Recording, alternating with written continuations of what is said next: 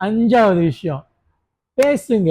பெருமையா பேசுங்க. உங்க பார்ட்னர் பத்தி பெருமையா பேசுங்க. இங்கிலீஷ்ல ஒரு வார்த்தை இருக்கு. பிராக் அபவுட் யுவர் மேன் சொல்லுவாங்க. ஓகேங்களா?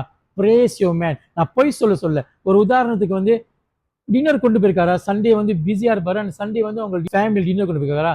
மண்டே இல்ல டியூஸ்டே உங்க ஃபேமிலி மெம்பர பார்க்குறீங்களா? இல்ல வந்து உங்க கொலீக்க பார்க்குறீங்களா? அவர பத்தி பேசுங்க. நேத்து என் புருஷன் வந்து இங்க கொண்டு போனாரு. இங்க சாப்பிட கூட்டு போனாரு. ஃபேமிலிக்கு டைம் ஸ்பெண்ட் பண்ணாரு. அவருக்கு விளங்குற மாரி நீங்க சொல்றீங்களோ, இல்லையோ 2வது விஷயம். ஆனா நீங்க அவர பத்தி பெருமையா பேசும்போது, அவர் போடுற எஃபர்ட்லாம் வந்து நீங்க மதிக்க ஆரம்பிப்பீங்க, கவனிக்க ஆரம்பிப்பீங்க. ஸோ சின்ன சின்ன விஷயம். ஒரு வேலையில ப்ரமோஷன் வந்திருக்கா? ஆள்ட்ட சொல்லுங்க. அம்மா உங்களுக்கு தெரியுமா? அவருக்கு ப்ரமோஷன் வந்திருக்கு. ஆனுவலி இன்கிரிமெண்ட் வந்திருக்கு. ஒரு உதாரணத்துக்கு. அம்மா உங்களுக்கு தெரியுமா? போன வாரம் வந்து எனக்கு கோவில் கூட்டு போனாரு. சாப்பிட்டு முடிஞ்சோனே கடைக்கு போனோம். கடையில வந்து எனக்கு ஒரு பஞ்சாபி ஸ்வீட் வாங்கி குடுத்தாரு. எதா இருந்தாலும், சின்ன விஷயமும் சரி, பெரிய விஷயமும் சரி, உங்க ஆம்பளைய வந்து பெருமைப்படுத்துங்க. பெருமையா பேச ஆரம்பிங்க. இது ரொம்ப ரொம்ப நல்ல விஷயங்க.